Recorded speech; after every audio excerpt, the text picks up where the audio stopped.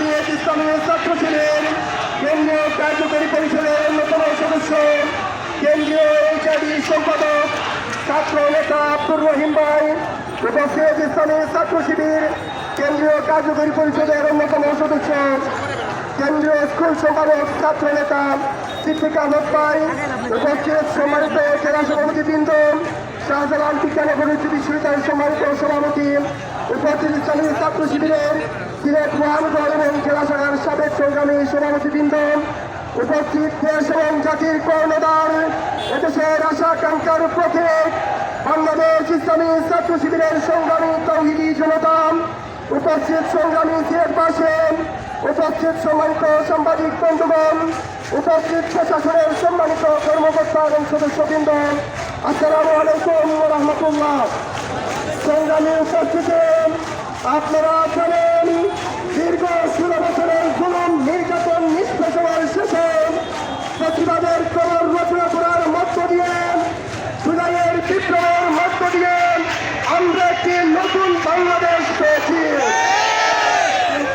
আমরা দেখতে পাচ্ছি বেশিরভাগের কুশলরা, ভারতের দাবিদাররা বাংলাদেশের এই অভ্যুত্থানকে নিয়ে, বাংলাদেশের এই স্বাধীনতাকে নিয়ে, বাংলাদেশের এই বিপ্লবকে নিয়ে নতুন করে ষড়যন্ত্রে লিপ্ত হয়েছে।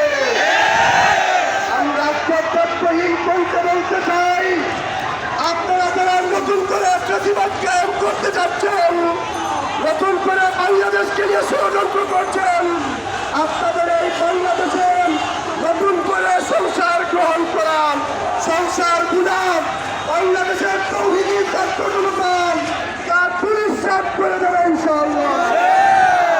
আমরা তথ্যহীন কণ্ঠে সরকারের কাছে তথ্য আহ্বান জানাতে চাই, দীর্ঘ 16 বছরের ব্রিটিশ সরকারকে আমরা ক্ষমতা থেকে নামাতে কুণ্ঠাবোধ করি নাই।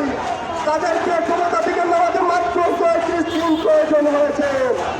আজকেও যদি কেউ বেশিরভাগ কেন্দ্রকে সহযোগিতা করেন, আমরা স্পষ্ট ভাষায় বলতে চাই তার পরিণতি আপনাদেরকে অগুনতে হবে।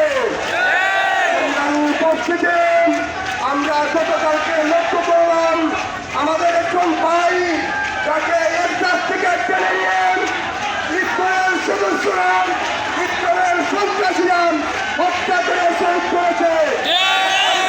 স্পষ্ট বলতে চাই ইসলামকে বাংলাদেশে নিষিদ্ধ করতে হবে। জুলাইয়ের বিপ্লবের হত্যাকারীদেরকে অবিলম্বে বিচারের মুখোমুখি করে ফাঁসির কাজকে ঝুলাতে হবে।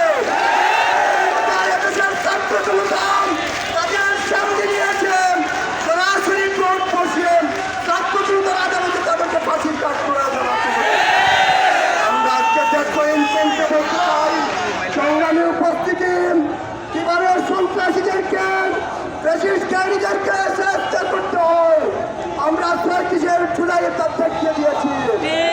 সন্ত্রাসীরা, ব্রিটিশকারীরা, নতুন করে বাংলাদেশকে নিয়ে ষড়যন্ত্রকারীরা তোমাদেরকে কিভাবে সাহায্য করতে হয় সেটা ইসলামী ছাত্র শিবির ভালো করে জানে।